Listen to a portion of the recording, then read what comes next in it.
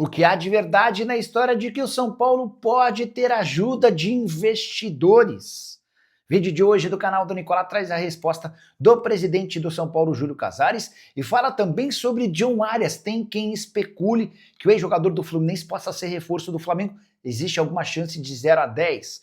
Bora falar também sobre o Corinthians, que está se tornando freguês do Flamengo na Neoquímica Arena. Para completar, Palmeiras com retrospecto horroroso contra times do G6, Rogério Ceni cutucando Abel Ferreira, falou também sobre a redução da dívida da Lusa desde que virou SAF, a estreia da seleção na Copa do Mundo Sub-20, últimas do mercado, bastidores, finanças e muito mais.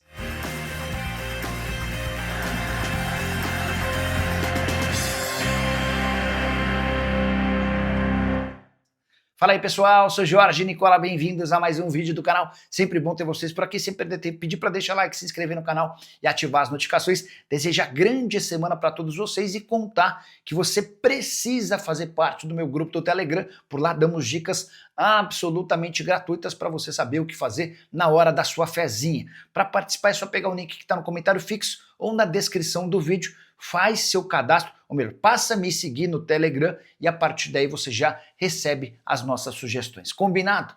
Bora começar o vídeo com aquele tradicional giro de notícias para registrar que Paulo Soares, o amigão, narrador da ESPN, faleceu nas últimas horas e foi vítima de um tumor cerebral e morreu com apenas 63 anos de idade. Tive a oportunidade de participar de alguns jogos em que ele narrava e eu comentava na ESPN, cara da melhor espécie, super do bem, ótimo companheiro, todo mundo adorava o amigão. Um abraço para a família, que a gente espera que se recupere bem. Hora de falar sobre o Fluminense, que encerrou uma série de derrotas para o Botafogo após 3 anos. Você sabe, né? O Flu venceu o Botafogo por 2 a 0 e essa vitória não acontecia desde junho de 2022. Eram 9 jogos de invencibilidade para o Botafogo, com 8 vitórias seguidas do Fogão. Nas redes sociais, o Fluminense não perdoou o rival, se referindo a ele como um bairro e escrevendo o seguinte: filho, respeita teu pai, deu a lógica, rivalidade quente entre os clubes. Bora falar também sobre o bloqueio do Flamengo na Justiça, que impediu que os clubes da Libra recebessem a cota do Campeonato Brasileiro de Direitos de Transmissão no mês de setembro. Quero contar que o Vitória vai deixar a Libra assim que o contrato atual terminar em 29, enquanto Grêmio e Santos estudam alternativas e não descartam recorrer à LFU.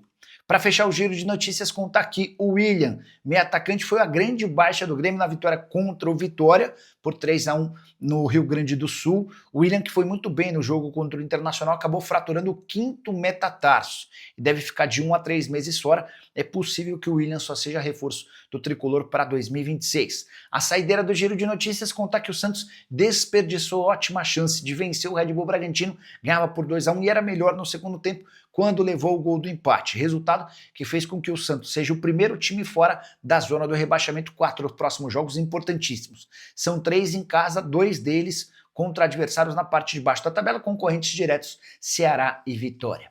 Hora de falar sobre a seleção brasileira, que estreou de maneira ruim na Copa do Mundo Sub-20. Na noite desse domingo, empate em 2 a 2 contra o México.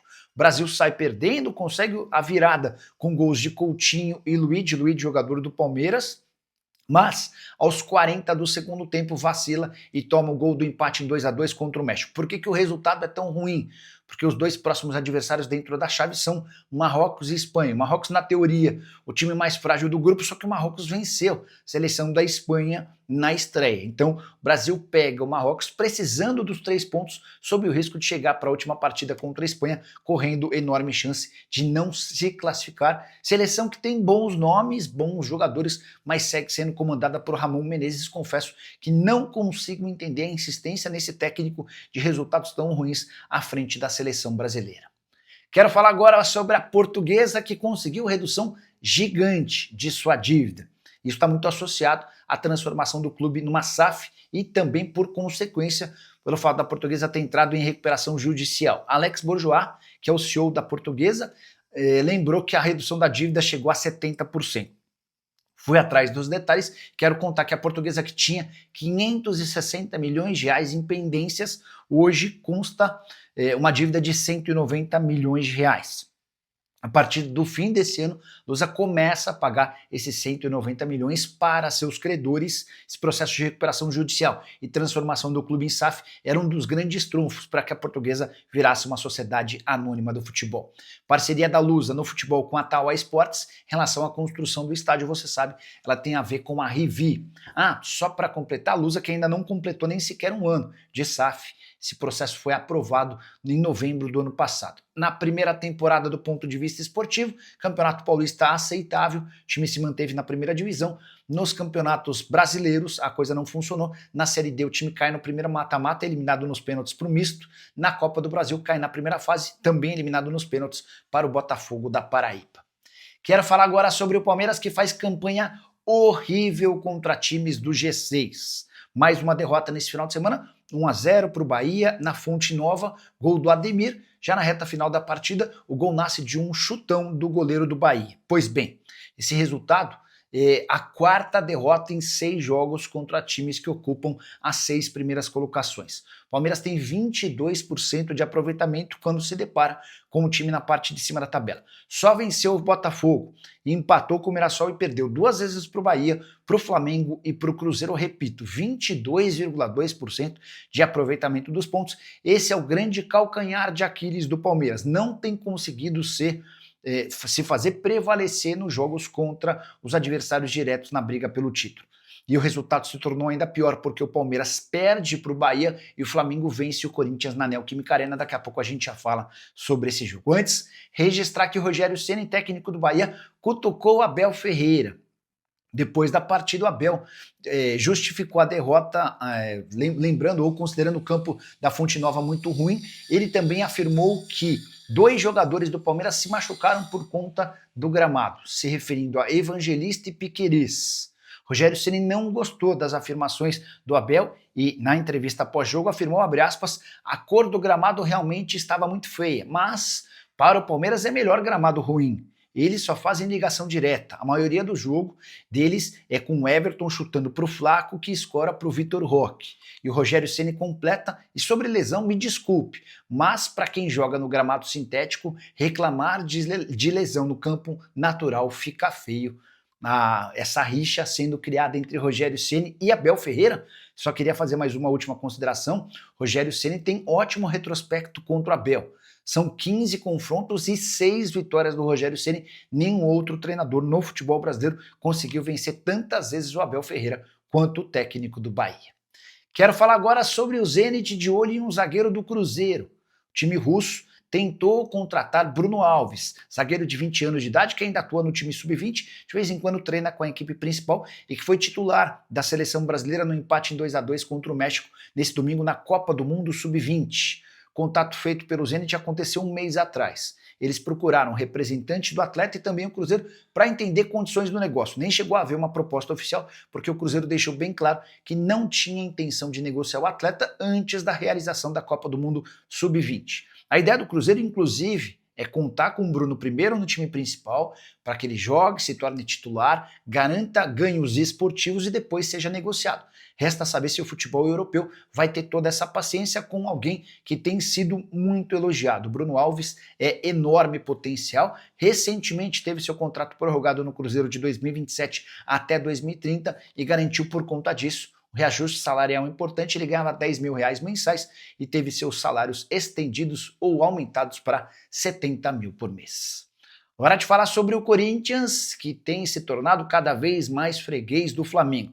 Mesmo numa partida em que o Corinthians jogou bem, e muito bem no primeiro tempo, o Timão saiu derrotado por 2-1 para o Flamengo na noite desse domingo na Neoquímica Arena. Retrospecto do Timão em seu estádio contra o Fla é ruim. São 2 vitórias, 4 empates e 5 derrotas, só 30% de aproveitamento dos pontos.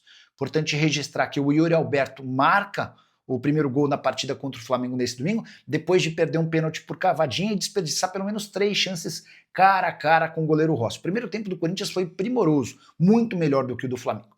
O rubro-negro melhorou na etapa final, especialmente depois do gol que abriu o placar a favor do Corinthians. O Arrascaeta fez 1-1 num golaço, boa jogada tramada pelos atacantes rubro-negros, e o gol da vitória saiu dos pés de Luiz Araújo.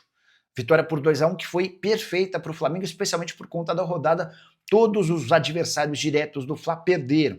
Cruzeiro, Palmeiras, Mirassol e Botafogo perderam na rodada. O Flamengo foi o único dos 5 primeiros que saiu com 3 pontos. Já o Corinthians acabou perdendo 2 posições. Ele era o 10º colocado, acabou caindo para o 12º lugar, hoje com 29 pontos conquistados. Dorival Júnior, na entrevista pós-jogo, perguntou se o time dele é mal treinado, e o Dorival ficou bem chateado, perguntando se o repórter não havia assistido ao primeiro tempo. Jogo contra o Fla, que registrou 40.296 pagantes para uma renda de 3 milhões de reais. Quero falar agora sobre John Arias. Que história é essa de que o meio atacante colombiano, ex-fluminense, pode virar reforço do Flamengo na próxima temporada? Especulação que surgiu durante o final de semana. Se você fizer uma busca no Google, vai encontrar pelo menos 4 ou 5 portais fazendo referência a essa possibilidade. Quero assegurar que a chance inexiste. Não há a menor possibilidade de Arias virar reforço do Flamengo em 2026. Primeiro porque o Arias sempre sonhou em jogar na Europa e ele enfim está realizando esse sonho, com mais dificuldade do que se imaginava no Wolverhampton, mas as coisas têm melhorado. Depois, porque o time inglês também não tem intenção em negociar o atleta, que custou 17 milhões de euros, operação feita recentemente na metade do ano. O Wolverhampton depositou 17 milhões de euros para o Fluminense. Nos 6 primeiros jogos do Arias na Inglaterra, em 3 ele foi titular, em outros 3 foi reserva, mas coisa deu uma melhorada nos 2 últimos jogos. Ele participa de uma partida da Liga Inglesa, da Copa da Liga Inglesa para ser mais específico, e é titular, deixa boa impressão. No jogo contra o Tottenham no final de semana, em que o Wolverhampton conseguiu um empate fora de casa, outra vez o Arias como titular e deixando boa impressão. Ou seja, aos pouquinhos, o colombiano de 28 anos de idade tem se adaptado e se firmado no time principal. Chance nenhuma de o Arias ser contratado pelo Flamengo na próxima temporada. Quando pensar em voltar ao Brasil, dá para imaginar, inclusive, que o Arias dará preferência para o Fluminense. Só para completar, registrar a nova classificação do Campeonato Brasileiro. O Flamengo é líder com 54 pontos, o Cruzeiro tem 50, Palmeiras 49 e o Mirassol 42. Rodada perfeita para o Fla, somente ele venceu entre seus principais perseguidores. Flamengo que tem um jogo a menos do que o Cruzeiro e um jogo a mais do que o Palmeiras. Hora de falar sobre o São Paulo para responder se o tricolor pode ter o aporte milionário a partir de ajuda de investidores capitaneados por Diego Fernandes. Você não está associando o nome à pessoa? Esse é um empresário que ajudou a colocar Carlo Ancelotti na seleção brasileira. Nesse domingo, o Gabriel Sá, que é setorista do São Paulo, contou que o Diego Fernandes, torcedor do São Paulo, está no mercado em busca de investidores nacionais e internacionais. A ideia é fazer um pool para que esses caras coloquem dinheiro no São Paulo e assumam o comando do tricolor. O Diego é São Paulino e fundador da O8 Partners. Importante registrar que essa notícia mexeu com torcedores do São Paulo. O tricolor passa por enormes dificuldades financeiras e a perspectiva de entrada de dinheiro mexeu com todo mundo. Mas conversei com o presidente Júlio Casares, que descartou por completo qualquer possibilidade de parceria ou de investimento a partir do Diego Fernandes. O presidente do São Paulo chegou a dizer, abre aspas, história sem pé nem cabeça, pode descartar por completo. Pois bem, então descartemos o assunto e lembremos que o São Paulo hoje tem conversas avançadas para a construção de um fundo em Cotia, que pretende captar pelo menos 350 milhões de reais. O projeto já foi aprovado pelo Conselho de Administração do São Paulo e nos próximos dias será votado no Conselho Deliberativo. Júlio Casares tem se incumbido de apresentar o projeto para todos os membros do Conselho antes de ele ser votado. Só para arrematar, também surgiu recentemente a história de que uma empresa anônima estaria disposta a colocar R$1 bilhão no São Paulo para quitação das dívidas. São Paulo avaliou os prós e contras e entendeu a oferta como extremamente arriscada, até porque as garantias oferecidas por essa empresa eram de papéis podres do Banco do Brasil. Outra história completamente descartada, foco total na consolidação desse fundo, que pretende fazer de Cotia um dos maiores captadores de jogadores da base no futebol mundial. E você curtiu o vídeo? Não esquece de deixar like, de se inscrever no canal. A gente se encontra assim que surgir notícia. Tchau!